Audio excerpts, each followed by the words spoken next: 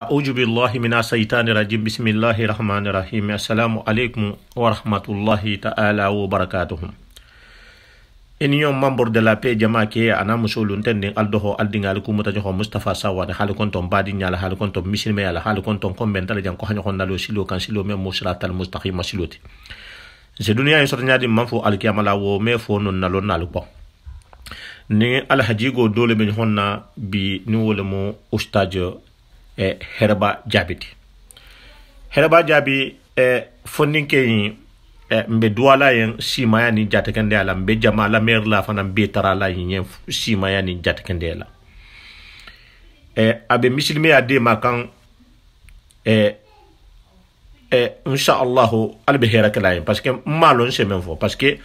ifa mata herba ma jammenna santan isenatara abijele ame maylema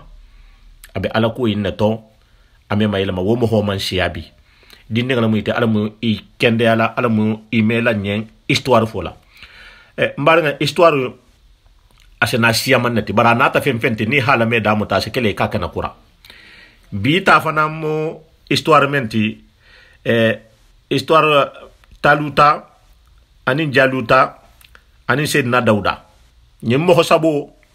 la histoire anatole kan nge première partie le kan deuxième partie fana benar inshallah nin kurata ina benala jokki lawde la mbe jama tara la mer ku nyimala anin duwa herbayen ala halame ha bandula mba fala ustaji herbayen ko bismillah alhamdulillahi rabbil alamin alhamdulillahi wassalatu wassalam ala khairi khalqillahi muhammad ibn abdullah wa ala alihi wa ashabihi الطيبين والطاهرين والذين اقتدوا بهم قولا وفعلا أما بعد جلما ديا جمالو مبال كنتنا وراينا وما جيغو كنترولا مبا فلا البي كلين كلينا حمبي أرجانا تدوم الله كنترولا نكو السلام عليكم ورحمة الله وبركاته من خليفه كنتنا نور مستاذ عبد اللطيف فوتي من دكتور باسلام الله هما جيغدينغرا مبي سيتين كراتر كنتنا استاذ محمد لامين دنوا مبي نكورناتور كنتنا استاذ سيني مينتي مبي كارموغول مومي بي فانا نكافرونو لدن كونتور كيلونلا مبافولين السلام عليكم مبافولين السلام عليكم ورحمه الله وبركاته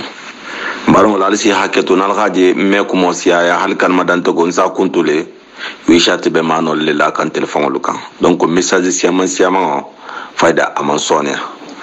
anu ntodungalo na wal khada haja nyamende donc me kalma dan to go siayano donc alun sa fa mu nyon nyonya mbe bela den no konton na fen ni tulo be na message na mambar ngolo alum be khisale fanan to bi hiso membe muhammadin kendeke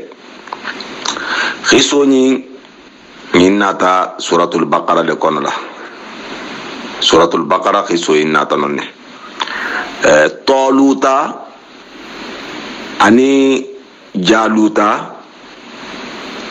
wala khiso ani sayyidina daud muntambita mo sabo inu tema barangolo almena la wole nyasi falan na khiso into bari miabe bamno bi mbake la episode fulaleti nyimbe tambita bani israel mbanko leka inshallah entadu na commentaire si amanto kana banu israel qad aashu fatratan min az-zamani ala al-imani wal istiqamati wa kana allah jalla wa ala yursilu ilayhim al-anbiya'a ليرشدوهم إلى طريق الحق وإلى طريق الخير ولكنهم مع مرور الزمن بدلوا وحرفوا وابتعدوا عن طاعة الله كثيرا ووقعوا في معصية الله وعبد بعضهم الأصنام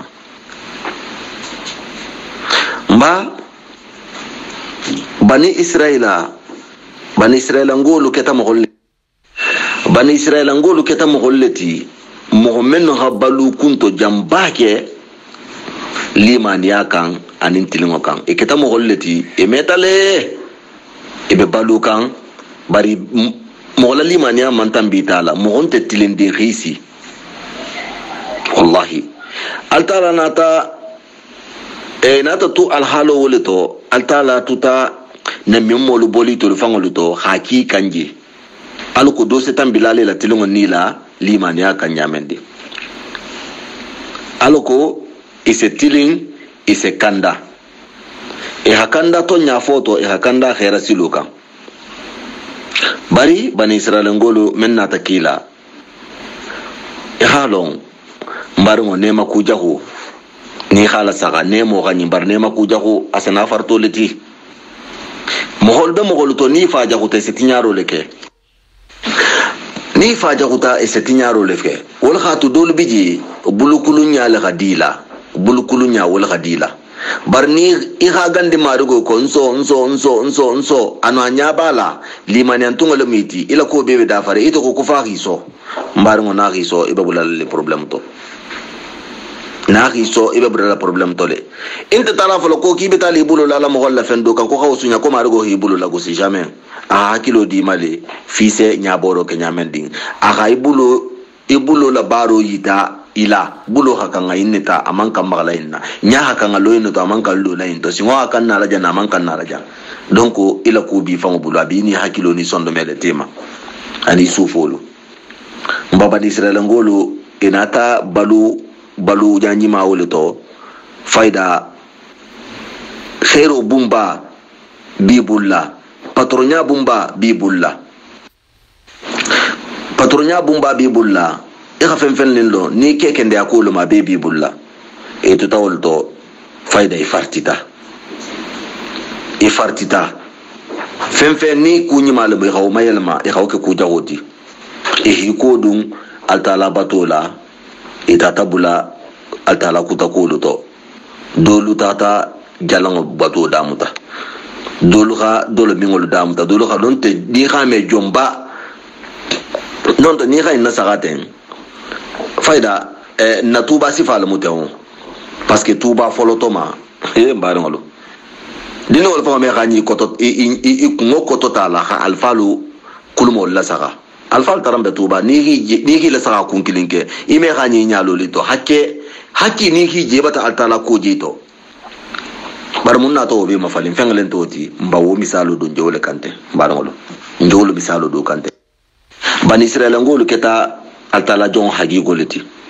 bari na tawole be mayel masilen khatinyaro damuta dolo khajalam batu damuta dolo khakul mume beke mengadiye wa dhalla al abiya ya'murunahum bil ma'ruf wa yanhawhum anil munkar wa ma'a dhalika dhallu ala halihim min al mukhalafati wal isyan ila an salata Allah alayhim a'da'ahum فقتلوا منهم عددا كبيرا وأسروا منهم عددا كبيرا وأخذوا منهم بلادا كثيرا بني إسرائيل نقول تطولتو ما رجو غامنا ميمولو كيكان ألكو إسيكو لساقي خبولا سلا كوتو كو نعمل سلا كوتو من نينا ميمتان بباهولوغي أسنيين إنينتا سلا كوتو منكو alko ki hayil bla silo la kola parce que na mi mol na tala alko kana nyon na baro joki do ga men damuta do fananga na kana o sifalasi do ga men damuta alko do fananga na o sifalasi bari wallahi na mi mo nuna ta khayitila hila tom bar kurngolla hiya mar bar ni malla bar wobe na ta ya bani israel ngolu mame fiu ika altala soso na fota ko marigo ga dali non tetennemo non alu intuje alfasilo lumu non tentulu ntulba alfasilo to non tentulbe neto faida altala na tamunke parce que asifa altala si manene rolo mu intu mo men be tinyata alga jamano men beje tinyarin ila mo folo lu be tarambe benninne e be taramo altala jongol lati bari al wala silo bulo wala khatu marigo khajeti nya ni marigo wulta dingirati nyala ase mansa le sigalo kun manso mensa alutati nya mansa jusu golon iko albe jusu golari altala manyamendi mba marigo nata mogole la sarti e kanje e jakolo marigo na ta wul la sarti kan jahu wul hi muta hi bumba fagaji e ka dolu jonya fana il bani israel kono i ka bani israel ngolu kele hi faga ha dolu muta hi ke jongoti munna to woti ila altala soso altala ko be jamano men kono la a 100% problème me bulano alga problème je doron harga tara alkatal quran tangalalati problème da mutatamba ala altala ko vérifier sogoba la altala fi ala vérifier sogoba to non te mo men keta altala yen non problème on to la mbarmo mata fo na kawandol to wato be nko hari ni na akilin fa akilin wala alkeleta non te ini la mo so be do keleta ini la mo so be do keleta atinyati la mbarmo ini altala te monte bendi non te na ka tare yo ko alquran karana la miti suto salla la miti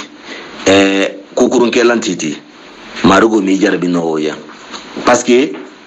ital hakan diala marugo ya hasiya wote bar munna ijarbi tawo ya duniya be hiji faida ila ko nte sone ila ko nte bending altala ma fala babani israna ngolu altala nata ba mo kurungol mi altala nata mo kurungol la sartima hi faga hadulu jonya wa kana banu israila qabla wuqu'ihim fil ma'asi لا يقاتلون أحدا إلا غلبوه وذلك لأنهم كان عندهم توراة والتابوت الذي كان في قديم الزمن وكان ذلك التابوت قد ورثه جيلا بعد جيل من موسى عليه السلام وكان فيه أشياء كثيرة تركها موسى وآل هارون وآله عليهم السلام mba bani israila ngolu ebe nemo tutuma menne be altala kuto bani israila ebe altala kuto tuma menna inene mammo hokele ya kuri ganyela wotigoko no ime mo hokele ya kuri ganyela wotigoko wotumoto ebulo be kerin taurata kitabu bibulu ebulo be keriyala kankira do fanan bibulla kankira men etun kunta kankira men na senna kabrin senna Musa jamano kankira nyin bela farin khoromo fengol lela altara la kitab la jigirngolu bani israila ngolu na mi mo men do be tambitaji wolu kitabu men utiliser wolu be kankira nyin kono kankira nyin keta fen wurginte baliti taurata kitabo bibulla kankira ningo infanan bibulla ya kankira men keta mantungulu tambirin kola mantungulu tambirin kola mantungu nata wulu se kankira yin utiliser no tambita mantung kutol fana se na wul fana se kankira yin utiliser mbabani israila ila kankira yin memuinti sayyidina Musa la yintu ibulla anin atata Haruna nemo ninki sobima وكان التابوت نعمة من نعم الله على بني إسرائيل وكان لهذا التابوت عندهم شأن عجيب كانوا إذا اشتبكوا مع أعدائهم في قتال أو التقوا بهم في ساحة النزاع يحملونه بين أيديهم ويقدمونه في صفوفهم إذا كان كلا ينتهى للو إتلفان نياتو ni hakankira nalo nyato ila safu nyato faida jusula sekiye ijuso sela ini se diema ni wakata tumamenna ibena ijanana jahu menu fanan kele dula ni jahu lu fanan kankira ngi sigirin ila safu nyato silanga sebula jahu inu fanan sondometo ise silang ise jiri parce que ni na ta kelke dula islanta wala ni mo membe kala bi man wala mba wala keta jagolla mba altala gafisa mantaya inke bani israila ngolien hasabo ke kankirain parce que kankirain ne memmo na memmo le bulo ma ta kankirain na sinna Musa le fanan na ta kankirain tuibulla donc kankirain keta urginte fembaleti bani israila ngolo bulla ni be kelo kala isa la siginya ila safo nyato de ibe mo men kala silang so dungol son de meto isenen diwoluma isi be fa ba fisa mantaya memmo inti atala la hawo ke badi israila ngolia atala na haladiya alman son bulalako asa kula lukan walla alme bono mento hara hatar sile altala jomba baluto wonte la sagala budunde abalu be halagilale altala jongo silen asita hawo kandala akhara lungo sini baral bebe kafula albebe bulala tole alkana fo de ko kilo be jamano men ko la ko mo kurungol mi biti mo kurungol sabo le bakila altala be be jebe halagila woto mo kendo lu silen asita hawo makiti inganela parce que ni haji sate yetinyala atinyata na fultugol le nyala atirata mansul le nyala atinyata mo kendo le nyala wol khatuni al bala fananata aylala al beleka فلم يزال بني إسرائيل في غيهم وضلالهم حتى استطاع أحد الملوك أن يأخذ منهم التابوت والتوراة في بعد حروبهم ولم يكن فيهم أحد يحافظ فلما بلغ سن الأنبياء أوحى الله إليه وأمره بالدعوة إليه وتوحيده فدعا بني إسرائيل ما بني إسرائيل نقولوا إتوتا الحال ولتو etuta alhalo wolito e kukurungolu kela ebe filirin etuta wolito parce que alta la hila diale ba fayda itron ta fer intanyala la diaroma abitu lenki je kukurungo men nawnya non te be jaram bato men nawnya ko la gadila marigo fanana ta jaholu ta khasarti bani israel ngoynuma jaholu sarti do bani israel ngoluma e ha tawrata la mutila e ha kankiran ngo fanana mutila ha taurata wodum mohamed ha taurata wotanga ha mbarngolo o man siade na fota sahen ko alqur'ano khalamuta dunya bela nonta alqur'ano nonta ko alqur'ano jigita nyatu bala modin kilinta kala magana alqur'ano lamuta malala nin sa alqur'ano kuta soto jiko pasa tangala le man siya mba bani israel fanambe wonyale taurata ila mutalila nya tumamenna atangalanti je alqur'ano tango nsamele mogolla ko ke bakar sa ka alqur'ano tangale ke bakar sa alqur'ano nyalo alqur'ano tango ntoti wala mogome dato kumante entide khafoko kar sa alqur'ano tangale kar sa alqur'ano tangale mbaro lalu ngako mo dabula de wala alqur'ano tango alqur'ano tangala fa sagolo me khatula da ko to bola fa alqur'ano tangola wala nyimme fo dato nya ko kar sa alqur'ano tanga kar sa alqur'ano tanga mbaro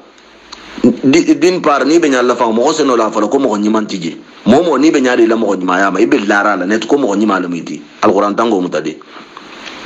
ni mo nyima la miti alquran tango ba mutala sa ibe kiso bola to tare ba tangala mo kurungo me alquran no tangano momo ke ni be lari fangala mando bo do to de masadalo lo muinti masakanga la muinti na siti ko la momo ni be lari fangala ko mo ba la miti alquran no tango da mutade isalo ni mo ba la miti ni mo no la miti parce que mo kurume alquran no tangano mo kurume akeno jamais voilà hitu tele la sahaba la hitu musique la me bala anunje to fo ba wallahi me alquran tanga ibe dudu tanato parce que hada alquran fango danta juzo amma doron ma mala ne mo fango sa tanga no faida men ba tanga la hadoko mbabani israila atala to ulta bala wala lekan aka jago le sarti kan e ka tawrata la mutila hakan kira ngo la mutila e hakilo lorin kan kira men nambara ngolo bon na miyammo yana ta kuntu imaji faida na miyammo na ta tusila na miyammo ta bokan itoje parce na miyammo men bota bani israila mbaro mi a continue na miyammo yana ta kuntu imaji parce que na miyammo fen nana ta sayyidina Musa la silsila toto ama mamarongol le sekena miyammo ti mba na miyamma kilimpeti atondi mamadin kilimpeti wole na tattara bani israila wolungo isafo mamadin memma ko lawi sena yaquba dingo dole mu inti lawi sena yaquba dingo ni mamad atondi na miyammo dole na tada bole to mba wokola musudo tarambiji musoni atarambe hajjigiri musoni ke mutata kelo le to khafaga baraka tarawulungo musoni be harjigiri na mi mu yadum bata kuntu bani israila ngoluma ibe tinyaro la donc ibe tinyaro bumbala mamaringo menu nata mamaringo lu bata bana memo se bo mamaringo menu to parce que mamaran laban tara momenti wala mu lawiti senna yakuba dinkey wala tara mu lawiti ni mamarin laban tara mu innati mba muso men bota mamarin laban into silence senna yakuba dingo into muso asigita ke men kon kewo e hawo fagale kiloto muso inata to akonoma muso ni inata muso yimuta mo kendo men be bani israila ha muso yin na mara alko kikana na muso yin faga dimmen ba kono la e mage yalo ni kelemu ni musulmu na tata keketi alko ki ha to kanta alko wo seke na me moti nyamendi mba muso yin na tatu bongo kono la altala nata muso yin nata to maro kono la altala nata muso harge dinkela dinke o sotormo e haw dinke en tola ko Samuel nyen wolumo to e labani Israel kangoto kumo ko to le moto ko altala batana duwa jabi ko altala batana na duwa me ngadua kam menke altala batame Samuel le moti lon na dolu ko na me moni dinni ngoy men wuluta na me mo le taramu comme atonte Samuel de kato le ko Samuel lon na dolu hafonya altala khadinu ngoy na megen dajugo kendo la hala megen nya kendo la mo kendo mo ba hata dinde ma hasa wuli mo ba ya ko do reso le jala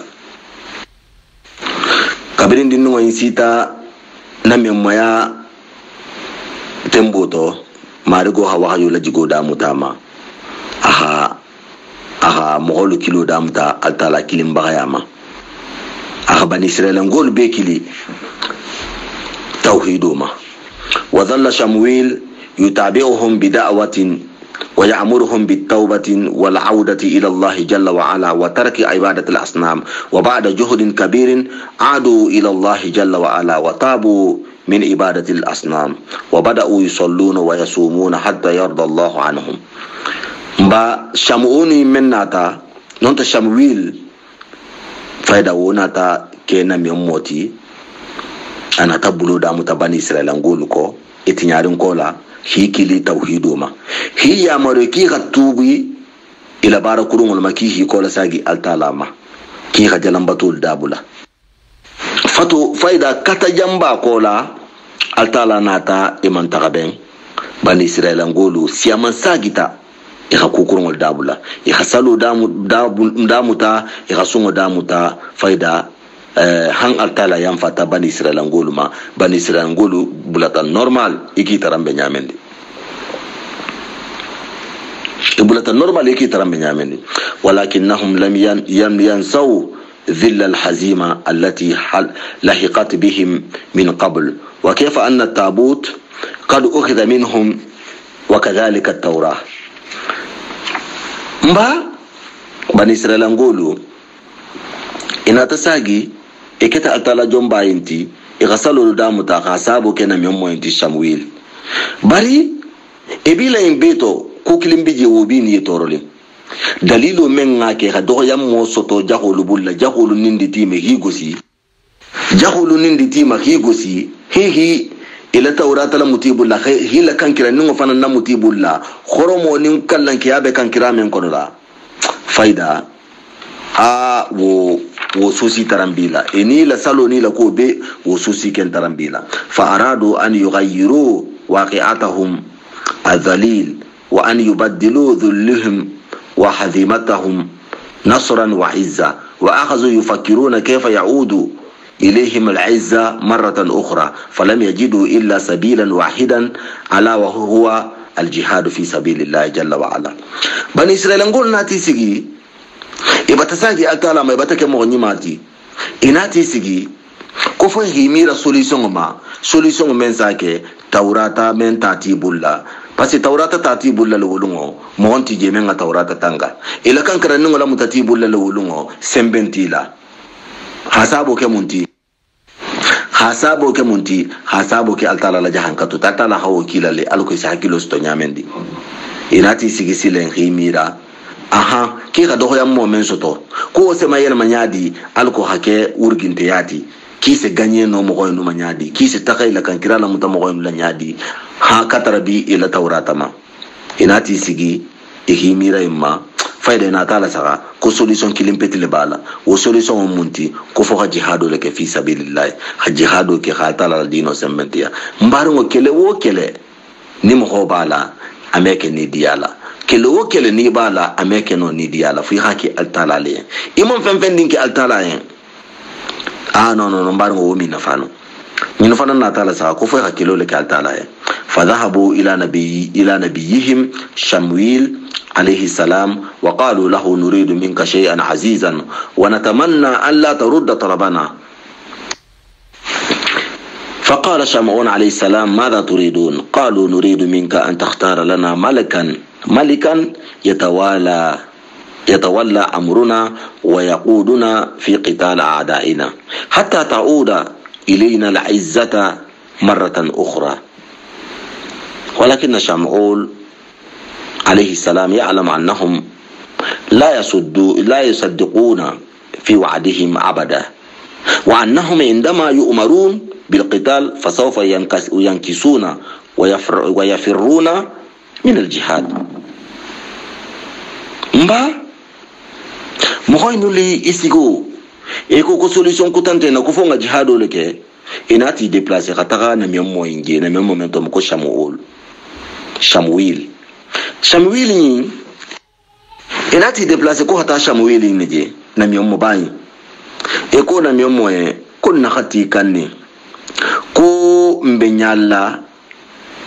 ku balema ibulaten bari ntenyalla fanan nata ku menna e khato no hombulle kha fo ko kimya kenonye ibi wakalla le kha ko kenye na miyommo na ta manyin na miyommo na ta manyin ka sila Shamuil ko albe nyalla mumma eko kunna ti kanne aloko ki hammansa nyinin mense sigin kunna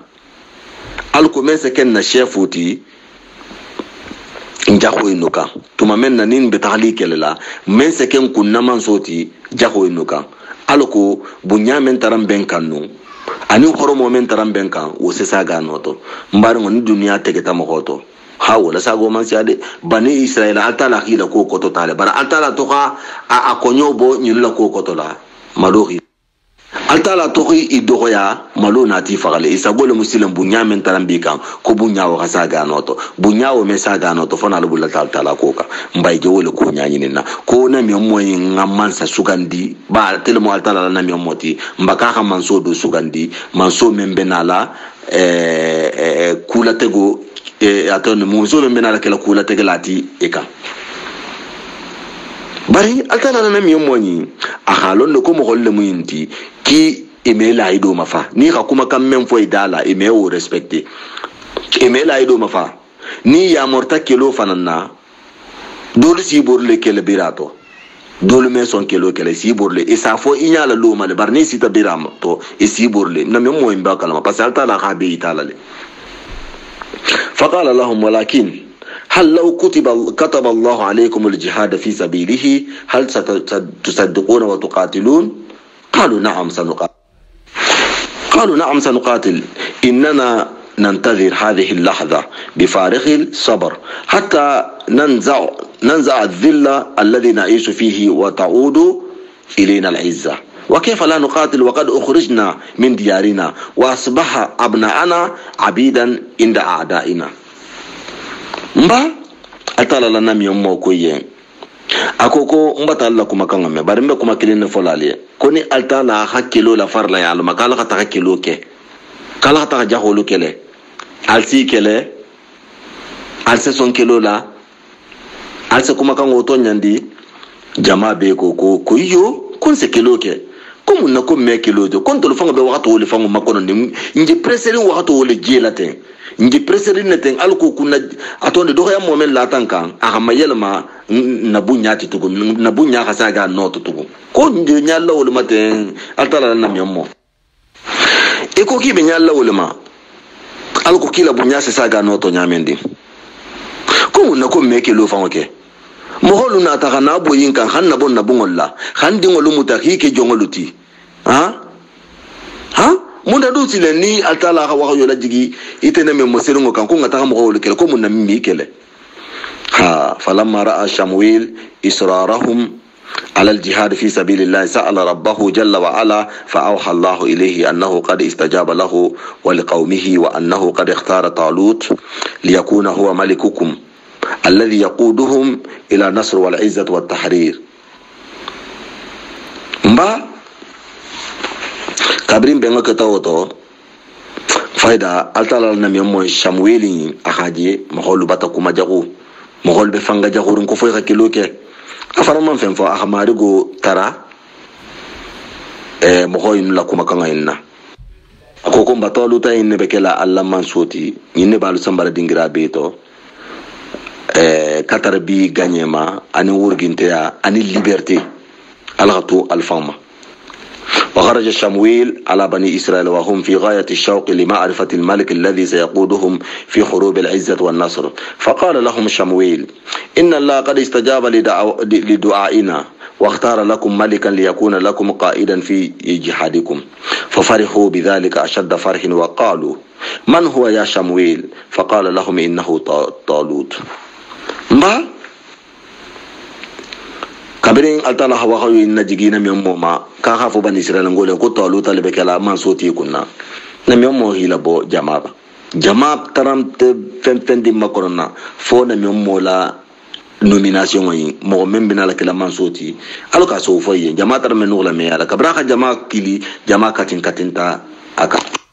jama'a katin nunga kan anata abangi jama'a ko altala batan na duwa jabi nga duwa menke altala bata jabi altala batan man sa sugandi aliyen membe kala alla kula tegelati membe lula alnya ko bito mkholu sewata sewo dante menna ikha majinin ka ko ite altala na miyommo ko jomu mo ko inti e ko taluta kabri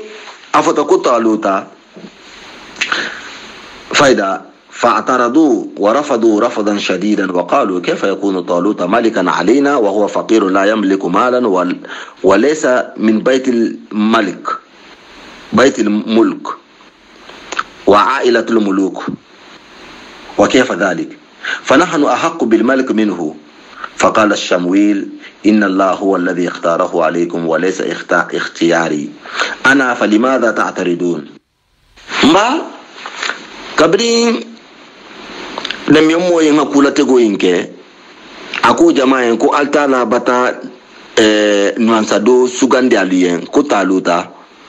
فايدا ebe opposita modin kilim man son taluta yamma hasabo ke munti koko taluta don se ken kunna man so tinyadi fugar bulukulu ngani ha hari dal so to faranu wonta mo membulla wo se ken tulu kunna man so tinyadi ha amam bo men sabun kono fami fanan tabulla fami men fanan bota man sabun kono fen tabulla wodun se ken tulu kunna man so tinyadi nda kan nen tulu patron du ntulu jalla sirolu man so habon toloto bar man so dun se tahabo woto nyadi e ko na mi moyen kitol man da ko roma na mi mo ko yen ko altala le khasugandi de konte la sugandinte ko mun na dun silen kalbi bannawo ma altala la sugandu barango ko bebe nta fentigi yale to bulukulungo Allahu akbar alkanan fu fengala لقد تعجب نبي الله شمويل من موقف هؤلاء القوم الذين كانوا يريدون أي ملك فلما اختار الله لهم الطالوت ملكا اعترضوا فبين لهم النبي المواصفات التي تؤهله للملك وأنه هو أنسب الناس للملك حسب المزان رباني الإيمان إن الله استفاه عليكم والله حكيم خبير وإن الله زاده بسطة في العلم وتمكنا منه وأن الله زاده بسطة وقوة في الجسم وتعينه على النهوض بأعباء الملك ومشقات القيادة ثم لماذا يعترضون عليه inna allaha yu'ti mulkahu man yasha wallahu wasi'un alim. طالما أن الله أعطى طالوت الملك فهو ملك مؤهل له. ما فايدا أتالا لنا ميوموين شامويلين فايدا ينكوها أبوتا داكوتو كوبر كومو منو ترامبي كورتولين كو نمان سو سيغي كنا كو نمارغو ترا كو همان سو سيغي كنا ni marigo dum bata man so sugandi ko ngawla sima ko ni dum bi ko dum nawla nyamde kitol manda ko ro man so ma faida wo ha na mi mo en shamueli ni aha faida aha kawa kuya bon na mi mo na ta fiyen anata tolutain ni na ma hankuto nya sifayen hayiti la ko yin saman saya nole anin man saya fanan akanne ka man saya no la ni man saya hakan ne munna parce que marigo la ha sugande ni haje marigo ha sugandi a halon ko bulkul ngol mu ni haje marigo ha sugandi a halon ne ko man sa wonta ni silsila to ni fangol ko mo man sa bo man boato ba ni haje man so ha sugandi ka sa no le ko munna kalbi albe kenya jawu ya sifayen kala ko man so la ha sugandi alukan man so indun ku to be man so le mu duguri man so le mu e halo nyaaw nyandi man so ina halo asiyat alti. Bon, manso nata manso inga londo di le kamarongo ima ani moho jama maru hakilo ana darajo o ditale toluta ima manso sembo bele manso ka sembo dile atala sembo dile manso ima fanga sembo la fatila sembo a hodile manso ima kabrin atala nana mi mo hila boy ma kuma tiyen mo holu ko kumba tame bari nyinte tula wonya fi kama hankuto dole yitanna iha dalilo do yitanna dalilo men sake ko atala le khatolu tayin sugandi haken kunna mansoti voilà mbenya la wo dalilo le ma iha wo yitanna parce que iha info ifanga matenne maji safari to maji femfen to mba afonyen ayitanna de tera al ko ngalon ko marigo la sugandiro le mo atala lana mi mo shamueli ni ako yankum ba ko problem ta to kon se dalili kendo italla dalilo memba itala ko atala fa wala kan sugandi ko alla kan kiran ningo memba al hammerin al ga do yam mo so to men na ko to alla wurgin kan kira wurgin te kumba kan kirawo ko kan kirawo sena khana kan kirawo malekol sena kan kirawo te khana adanda Allah sena Musa anin atata Haruna ka femmen to akono alse fengolu fanan tara akono femfen de mandiranjato donc wo hayta alla le ko altala le gata lo ta sugande alien donc wo be kala wolela na gata de albelima ni arin altala ma kumba ko wo be kala le yatikum at-tabut alladhi kana lahum yatihim wahidan duna qital wala harbun ولا انتصار على أعدائهم الذين صلبوه منهم إن الملائكة هي التي ستحمل هذا الطابوت وتوصيله إليهم كوكان كراهم بنا للي سالما غنا سالما دوي أكلين بر ملائكة اللي بنا لاتي كلن تكلا ألغتا كان كراهم تاكلو تكوخناتي نيوغن فخان تكلا خافكون غنيتا جاهول لكان ولغاتو كان كراستو فنان تكلا voilà kan kira men sunya ta alma jo a photocopy fanante men sunya ta alma jo wolbe tala la mutala jahulla khana den tegaliye doy no ketatu men na problem tato wa hamlul malaikatu litabut wa tawsilihi ilayhim dalil ala anna Allah radiya lahum taluta malikan wal malaikatu radiyat lahum taluta malikan atondi na memmo ko yen ko kesi be na men ke la hana dan tegalian kala kesi falenti dalilo lo moti ko marigo bata dinye tolu tala man saya maka hasigalu kunna maleko men fanan na ta kesi nutani maleko to malu ni be bata dinye ko ko talu ta hake mansoti alukunna wa hadha tabut kana yahwi sakinatan min rabbihim was-sakinatan hiya tama'aninatu war-rahatu war-ridwan war-ridha wal-yaqin كما كان يحوي بقية مما ترك آل موسى وآل هارون، ولعل هذه البقية شيء مادي ورثه عن آل موسى وآل هارون. مبا كان كراني مموينتي كان كراني جسولا خفتا ما رجولا كان كراني سول ديما أس جسولا ديما أس سيو لا تجيما أسيتو فونيو همو من فنان بلا سابو أسيلا دينيه asila limani ya sabati iko kan kirani nga jusulani limani ya sabato menke sayyidina Musa la mogoliyen ani Haruna la mogoliyen wolu bekeli itolo fananye khafem men tuje ibe wolu fanan tarlaje sayyidina Musa ni Haruna alayhi assalam khafem men tu kan kirani kono kalbe wolu fanan tarlaje wa tahaqqaqat ayati allati wa'adahum biha nabiyuhum وحملت لهم الملائكة الطابوت وأوصلته إليهم فوافقوا على تملك الطالوت على تملك طالوت عليهم. مبا لم يموها من فويا أكتا كان كرا ناتا سالما إكي كان كرا من لو خاجي لا كان كرا جاتي لمو problem wo man tarato كان كرا ناتا problem wo man tarato ibina tana son taluta la mansa ya masilen taluta kita mansuti kunna وهذه اللحظة وأصبح طالوت ملكا على بني إسرائيل وكان بني إسرائيل في قمة السعادة لعودة الطابوت مرة أخرى. طالوت إنها تمسك منسياتا بري بني إسرائيل سيوتا بني إسرائيل نقول سيوتا إلى كيسي نساقولا إكي ترمبسي ولا لقطو من يامندي. وتمر الأيام ويعلم طالوت أن أعداء يجهزون أنفسهم لقتالهم وكان على رأس الجيش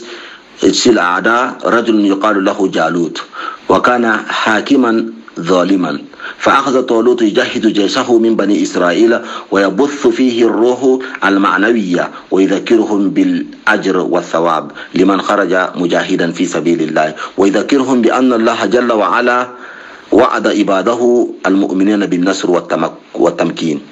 ما بني إسرائيل نقول تطهيروا ولتو وقت جنباتا بتا فايدا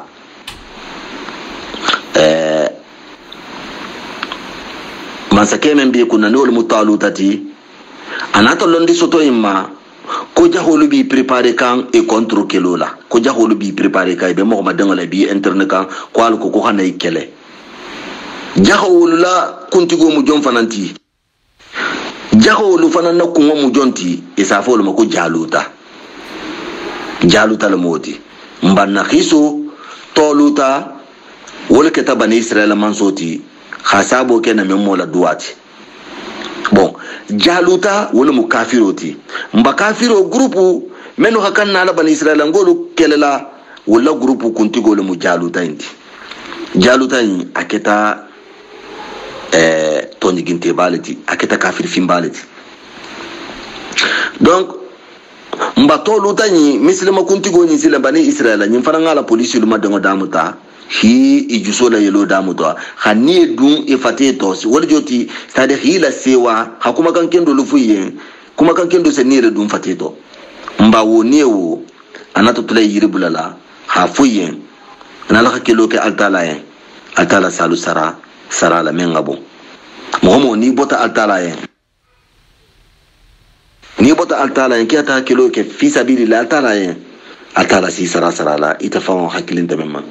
atuta yiribula la kuma sifawo la yiribula altala koko khafiyen fana ko altala bata allahidi kuna lu bota khata kele kedula kilo talbe ganyela le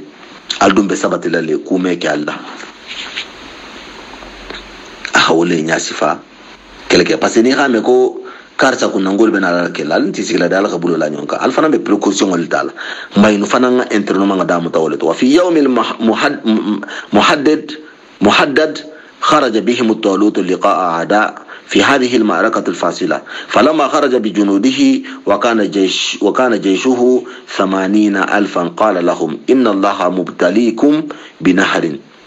أي مختبركم بنهر وهو نهر الشريعة بين أردن وفلسطين، فعندما تمرون عليه لا تشربوا منه، فمن خالف أمري وشرب منه فليس من جيشي، فلا يتبعني لأنه ليس جنديا منضبطا مطيعا. أما من لم يشرب من النهر والتزم الأمر وأطاع فإنه مني. مبا كلو فلو تو أميكي ونيا مغولو خنا بوي مغولو كان ونيا ألسي اللونغو لله. مبا كبرين جاكو لوخا لونغو لا كوكو ها كلو كي toluta faida anala kelke lalo bani israel ngulu kelke lalo e bota e be bola lumending e konti tarambe 800,000 non 80,000 pardon 80,000 wa sagi wa bi sagi sele mo wa bi sagi wole tarambe toluta ko wolungo altala la grupulu wa bi sagi mo kelke lalo marigo fan ha adala alquran kono la suratul baqara kono ko inna allaha mubtaliikum binaharin masake ko kelkelaluma ko marigo abe alla jarbil abena la alla jarbila ko dola kuto ko la ko kabena la testela le ko inna kuto ko ni isafu ko mal ko naharu sharia ko yimbe Jordani anin Palestine le tema Jordani anin Palestine ko yimbe dingira fulo le tema ko yimbe muinti masake ko yen toluta ko yen ko mari go lalla jarbindiro le muinti altolu mo wa bisagoyi ko mari go ko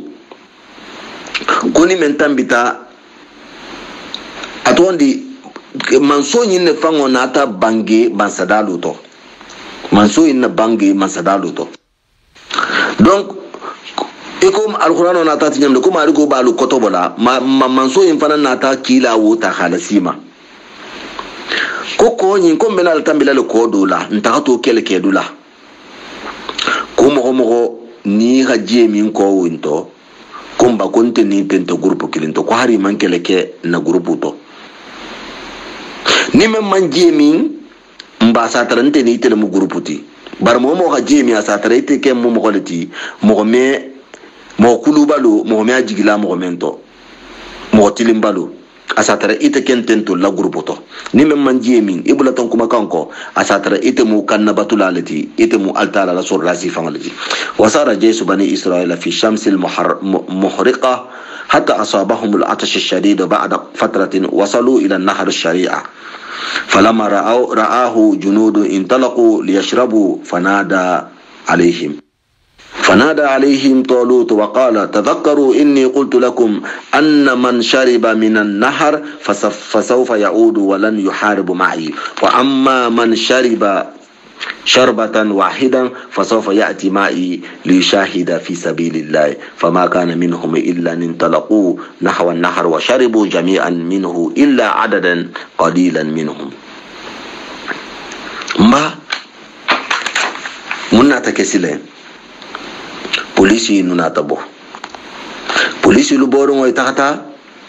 til ku nan fato en natilo hi shofi fayda jilo ko golon khimuta jilo ko golon li muta dungo itati la boko yimba parce que marigo ku do bije asala sare en la dollar ko khalla saka jon sala batuno nin jom yala batuno ile la boron ko yimma kabrin kelke la ko inji isiamantati ke kibe isiamantati ke jinka kibe tala minna tolu ta hakan na boyma akoy yenko kalimi mira ngakuma kam men faliye nko mo ka je yimmi nko mbako le joti ki khasagi inte kelkelante la groupe to ni mem man ta je min fo ka min de kun kilim petile tato wonta problem ti bare yi faje la ko mbako ki khasagi ki atondi ko yi faje le ta khasagi inte kelkelante groupe to bar ni mem man ta ha mi unya mba problem on tato ite be jihadu kala mfele faida moholu man iman limani ala marano ibita tata jimi fo moko ning fo grupu ning men may minno o grupu njomati 80,000 sharibu ma ada 314 rajulan wa hum alladhina ata'u taluta wa lam yashrabu min an-nahr فعاد 80,000 إلى بيت المقدس وعبروا الباقون من الجيش نهر الشريعة مع طالوت ووصل إلى شاته الآخر. وصار طالوت بالقلة المؤمنة المطيعة حتى وصل بهم إلى أرض المعركة الفاصلة مع الأعداء. ما فإذا مغوا بيساغيتو فإذا مغوكي سبا مغتاني ناني ولا ميمي مغوكي سبا مغتاني ناني ولا دورم ميمي مغوا بيساغوتو فإذا ولكتا altala kan nabatulati e keta tolu tabulankolati parce que altala khamo men sugandi mohomo bulata woko e janna albula altala leko faida e bena taw taxa e xa koto tege mo bi sago yi be menu himimba man mi bimba e be xa koto tege mo me fani afono ay londini hari xa fani afaki mami asal ay lonnale mbay nata ko into tege han inata si faida bira bama isiro bira bama faida toluta menu himin ahul be bayi ko ibe sagita donc mo faida mo bi worola nin kon mo wa bi worola nin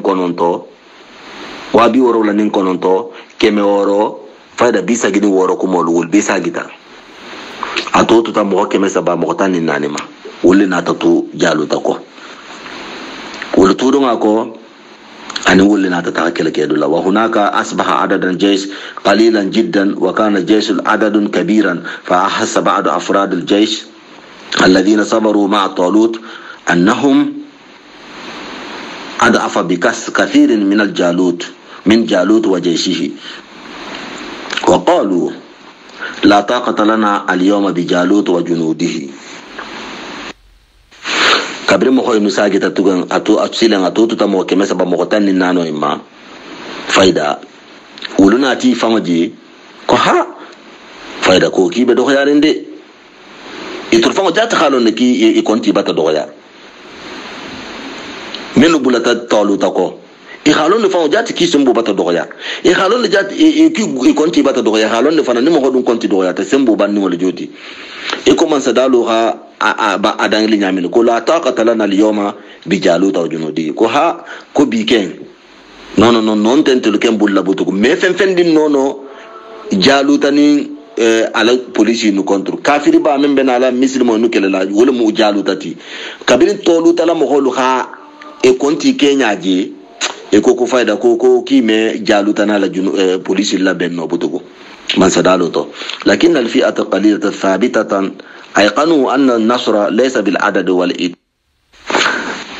وإنما النصر من عند الله جل وعلا فقالوا للطالوت امضي لسبيلك فإنا إن شاء الله سوف ننتصر عليهم ولو كان عددنا قليلا كم من فئة قليلة غلبت فئة كثيرة بإذن الله والله مع الصابرين مبا جمال من بطولوتكو يخدغو jama inga dogo bar jama halon ne ko jama ningo ko limani ala sabato bi itolle bulla ila jama ha dogo bar limani ala sabato bi itolle bulla ila ta hinna kin ko de maro ko tala ba keli tolle ko ni haji ko hafa ko ni mo hata hilo kala hakele ki ha gosi ko onte don nin jamala siya kan law non tante den dim material law hafa ko material bali hafa ko kele ke fem bali bal bulla non to kal konti la siya ganyente den duma ko ganye mumunti ko altala le salu dema ni altala hamen dema ebe ganye lale wonte den nin konti la ante den nin kele ke fenna ebe na ti kan na bosilen tellement que la lima ne abe sabatiri ebe bularin altala la mo sugandiringo ko eko oyen eko ko ngawa kumbi ko koni ala sonta kombe ganye lale mbe inu gosilale hi ganye ko malgré na nkonti be do yar mbar mbi gosilale masadalo to ko kam min fi'atin qalilan ghalabat fi'atan kathira ko groupe ninjalu tambita dunya to go into men ha groupe balu gosi ha bi iznillah atala la dinyoto والله ما صابرين نقول تعالى نصبر مغلمو مبنيه صبر يبقى غنيلا لو انت دني جمال كونتيلا من بارغلو كيلو انتو سيلين كومنتان بيتا كيلو انتو ni ala sonta na episode fula nyogon bena la wol sifala parce watu batamuta kilo ni kumentan bita into surprise ba do ketaleji mbarngon sena wo fana nyasifa donc toluta mislima groupe mu wolleti bani israel ngolu jaluta in kafiro mu induti sile mba jaluta ay fakala kilo ni to jonga faka kilo into anin jong denta anin jon na da kun denta he keleta parce que mis wolum wato luto muslimon nin kafiro ni bi kala nyohonka kilin ne mu folo asa tarsa folo belodi mo kilin ne sebo no lu ha nyohon faga non tani menga itana do ko ta fanan sebo mba kilo into mun ne mu tambita inshallah na episode fula nyoho almena du nawle detail to haketu belaro wolka mba fala bi assalamu alaikum wa rahmatullahi wa barakatuh alhamdulillahi rabbil alamin ustaju herba ko barka dinne moyte almoy keba yala moy shima yala almoy jato ken yala mbar ngalu atle men ngay name ha bandula albata karam ho kame la hidola ni bandula histoire fulalmo deuxième partie benarin wo kana fo mo hoko parce que important bal mo fananti hikimato le be na asen so hakilo la asen de ma na ko la tamanyalma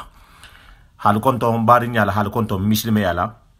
hal konto alla mer ku nyuma lambe altrala ala hadwa fo ninke nyen wala mo ustadi herba jabi tishima ni jate ngande ani laban ko nyuma la